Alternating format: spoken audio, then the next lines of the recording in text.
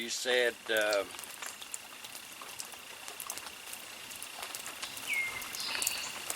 you got that rain hat out again, haven't you?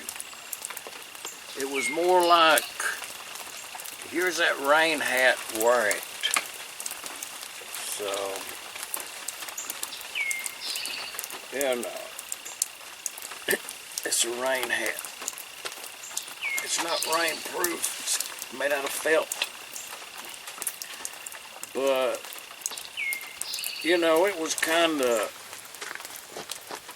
thinking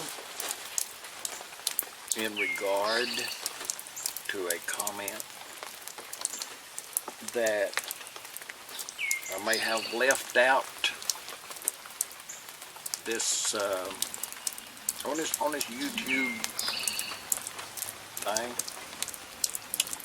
that there was a couple of interests in my upbringing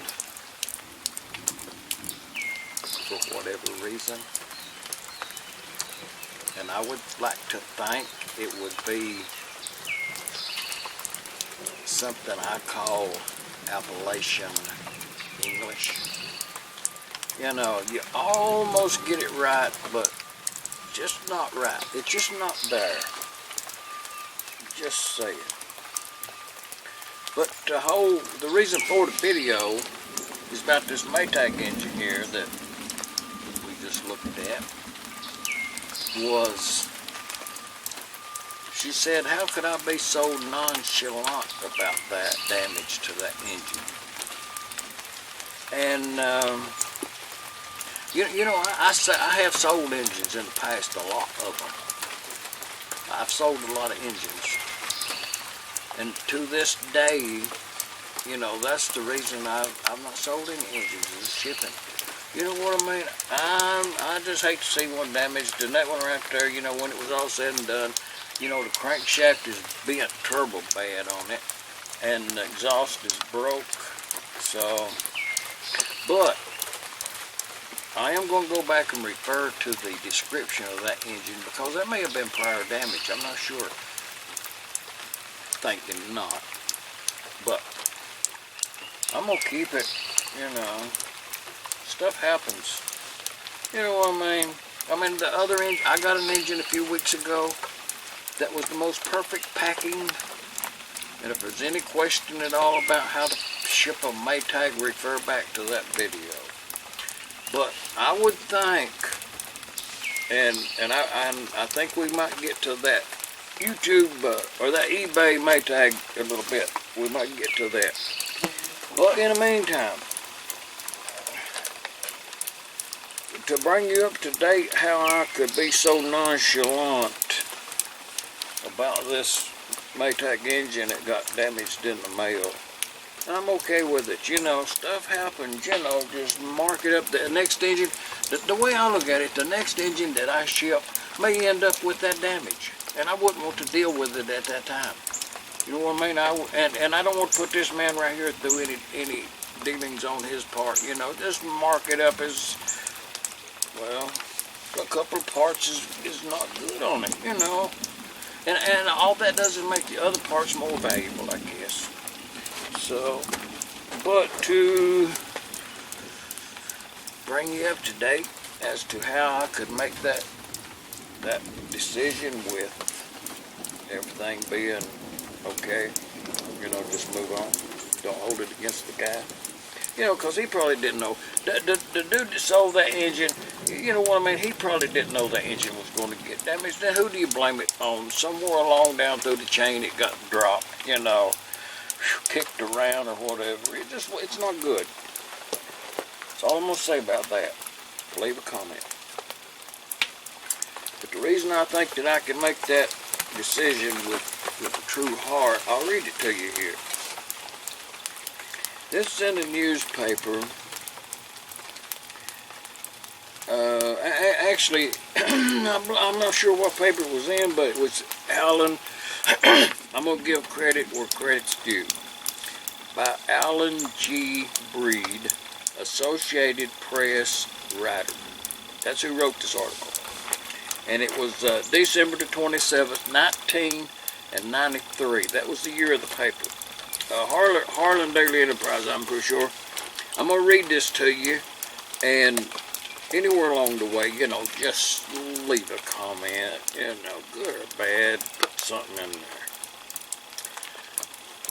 there. Let's see if I answer all of them on this particular video right here, because it's heartfelt, you know what I mean? It's like, I'm not going to compare me to nobody else, but I did this. This is my story right here. I know about this. You know, I was standing there in the shadow, if not out front.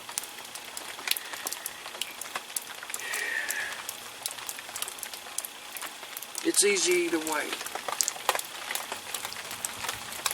And I'm not sure. Well, yes, this was below the fold. The second part of it here, page 2. But now the first part was above the fold. I'm almost confident on that. And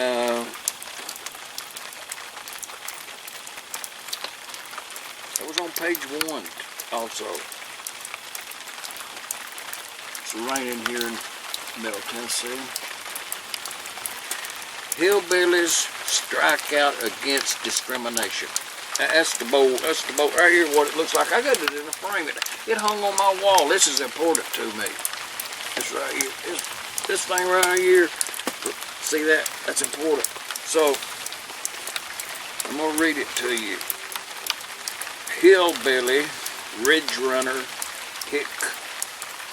Those were just some of the names Larry Holcomb was called after his family moved to Cincinnati from the hills of Harlan County, Kentucky. But when a German girl whose family had just immigrated 5 years earlier told him to go back where he belonged, Holcomb knew he was part of a special kind of minority. And you know, I knowed it when I was born, I think, and embraced it with open arms, and still do. It's my heritage. Just saying. Okay, I'm gonna back up. Holcomb knew he was a part of a special kind of minority. He was an Appalachian. I knew why she said it, said Holcomb, 48, who was born in a tiny coal mining town of Clover Splint.